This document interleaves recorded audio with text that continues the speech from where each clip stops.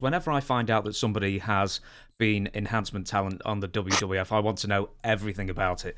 So, Sure. what was the first arena that you found yourself in? I imagine it was Dominic DeNucci said, "I've got this guy.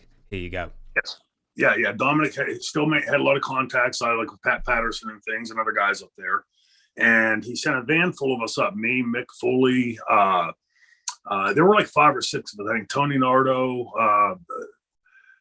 Yeah, there were 5 or 6 of us in the van. I believe it was Tony Nardo's van. We drove up. I believe it was West Hartford, Connecticut, and we walked in. And to say it was surreal would be an understatement, because these are like massive guys, right? At the time, I'm probably 200 pounds. Like everybody in that dressing room's a giant. If not giant tall wise, they're giant this way, like Bundy, or I mean, just really massive human beings.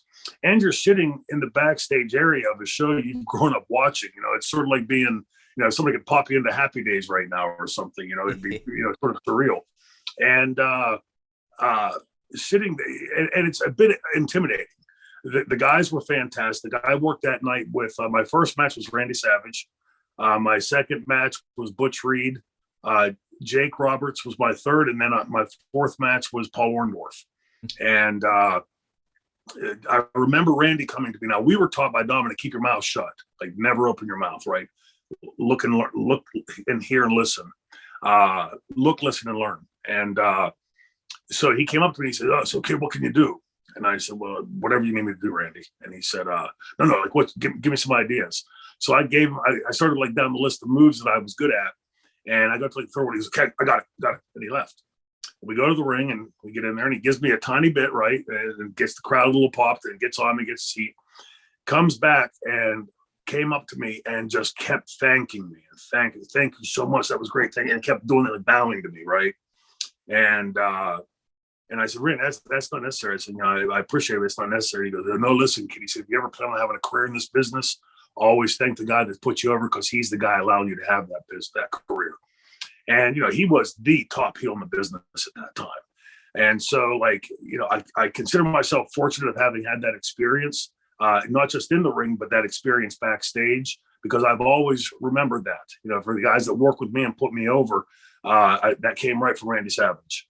With you going into the first arena the first day, who was sort of like the concierge who would tell you who you were working with, who brought you in, welcomed into the arena, or was there nobody and Dominic just sat you in the locker room and wait there? No. Dominic wasn't with us. Dominic didn't go.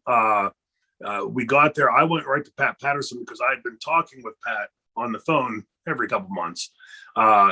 And Strongbow, Chief Jay Strongbow, was instrumental in the dressing room. Strongbow was the one that would take your real name and your social security number and all that to make sure you got paid. Then they had the agents walking around, Blackjack Lanza, Rene Goulet, guys like that. It really wasn't, looking back on it, for walking into that gigantic world, they made it about as comfortable as you could. I mean, let's face it, it's a bit demeaning to walk out in front of 15,000 people yelling, "You suck, you're going to get your ass kicked," and all that kind of stuff. But, it really was a great learning experience. But also, the guys were welcoming. Like, there was nobody that was like, "Hey, get away from me, kid, go sit over there." There was nothing like that, like I would have expected beforehand. But my point of contact was Pat and Strongbow and Blackjack Lanza were the guys you interacted with the most.